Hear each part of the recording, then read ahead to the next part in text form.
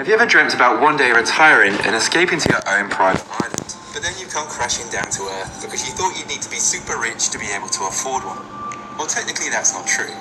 There are some private islands out there that can be bought for very cheap, as long as you don't mind putting up with, let's say, a few inconveniences that most other people are not prepared to deal with. This video is all about those islands that no one wants to buy for any price. And okay, a few are quite expensive, but they're a lot cheaper than what they should be, and for very good reasons. These range from a paradise island that will give you a plot of land totally free, but it comes with a few sacrifices, to another that no one's willing to buy because over 50 people were massacred there. So yeah, let's jump right in and take a look. Daxa Island, Croatia, also known as the Island of Ghosts. Daxa Island is in the Adriatic Sea and is close to Dubrovnik, and it's been up for sale for around €2 million for countless years. But no one has ever shown any interest in buying it, even though it's described as a paradise dream island. It has beautiful views, good all-year-round weather, a home already built on it that was used as an old monastery, a lighthouse, a fortress, and easy access to local towns, and is priced very considerably. So why is no one even remotely interested in buying it? Well, the Island of Ghosts name probably gives you a little clue. If not, it's said to be a cursed and haunted island, because the island was the site of the Daxa massacre where 53 people were slaughtered, including the island's priests and the Dubrovnik mayor in 1944 during World War II. So what happened was, Yugoslav partisans liberated Dubrovnik from the Nazis and accused 300 citizens of being Nazi sympathizers. They gathered up 53 people, took them to Daxa Island and murdered them all without trial. And even now to this day, new bodies are constantly being discovered. So yeah, that's the reason no one will touch this island with a barge pole. And I honestly think they'd struggle to sell it for much less than half the price. But who knows? What about you guys? Would you live here even for free? If you want total isolation in paradise, then Palmyra Atoll is for you.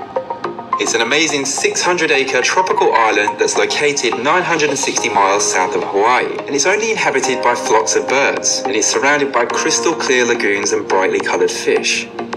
It features its very own harbour, 4 fuel tanks, a 6,000-foot private runway, a seaplane ramp, a 150-bed hospital and other buildings, and a pricey $100,000 water catchment system. But still, no one is willing to buy it. It's currently owned by a family who bought it in 1979, with the aim to set up a plantation, but it never worked out. So every so often they put it on the market for an undisclosed sum. And to be fair, they have been approached with a few offers to buy it, but they're all kind of strange, and none of them have followed through. Those offers have included a rocket launch site, a nudist and religious retreat, a nuclear waste dump and a sea mining centre. But for some reason, no one ever wants to fully commit to it. The only reason I can think of is the undisclosed sum part. Maybe they're pricing it way too high. Who knows? Pitcairn Island is a 2-mile wide British overseas territory, and it's located in the southern Pacific Ocean, and it's absolute paradise.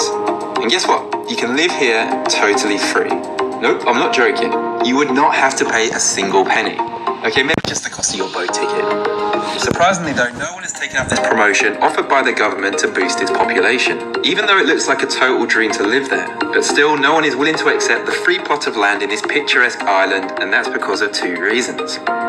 First one is that the island's population was started by mutineers of a British ship in 1789, and the descendants that live there now were involved in a large child abuse scandal. 6 were imprisoned of the less than 50 population, including the mayor. And I guess that makes people think, what the hell is going on this island? That's a large chunk of the population behind bars. The second reason is because of the isolation. It relies on food deliveries every 3 miles from New Zealand, which is 3,000 miles away. And there's only one store on the island that's open 3 days a week. So I guess it would be a little bit of a disaster if the food delivery is stopped. And they are the reasons no one wants to live on this island, even for free. Little Rocky Island in Canada features hidden coves, untouched beaches and dense woodlands. And this would make an incredible retreat for anyone wanting the quiet life or to escape society or a possible zombie invasion. You could set up life here in a little cottage and escape it all for $74,000. But for some reason it hasn't sold for a while. And through looking, I can't see any reason why. I think it could be because low tide exposes ground to the mainland, meaning it's technically not always an island. Or maybe it's because it's priced too high. Who knows? What could you buy with $40,000? Maybe a new car, some round-the-world trips, or a down payment on a house. Who knows, it could buy a lot of things. But what about a 1-acre private island with a little house/shack on it? Yep, for 40k. Don't believe me? Well, it's true. That money would buy this island in Maine, United States, and you'd never have to worry about noisy neighbors ever again. But so far, no one has bought this island. That's because when the tide comes in, half of the island disappears, which means at times you're technically getting half the advertised space, which also means you could probably barter the owners down and get it for an even lower price. Fort Carroll, Baltimore, United States. You can buy your very own island with a fort on it for $31,500, which is insanely cheap. Some people spend that on a car. I know what I'd rather have, my own private fort on a private island for sure. Now, Fort Carroll is a 3.4-acre island that was built in 1848 by the United States Army. It's an artificial island with a now abandoned hexagonal sea fort that was built to protect the city of Baltimore and its ports. It originally had 350 cannon ports, a blacksmith shop, carpentry shop, and a caretaker's house. But in 1864, it was flooded by torrential rains and declared vulnerable. And rapid advances in military technology left this fort obsolete, and it's just been sitting there decaying ever since.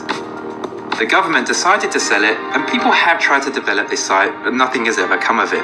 This is for two reasons. One is that the island is a bird sanctuary, and any building plans would have to make sure the birds are not harmed and their habitat wasn't disturbed. And the second reason is many developers have said building or developing on this site is pretty much impossible because of the location and design.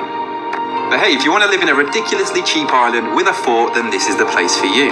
Just know that you probably have to stay there in a tent or something, because doing anything with it would be pretty near to impossible. And that brings this video to an end. Thank you so much.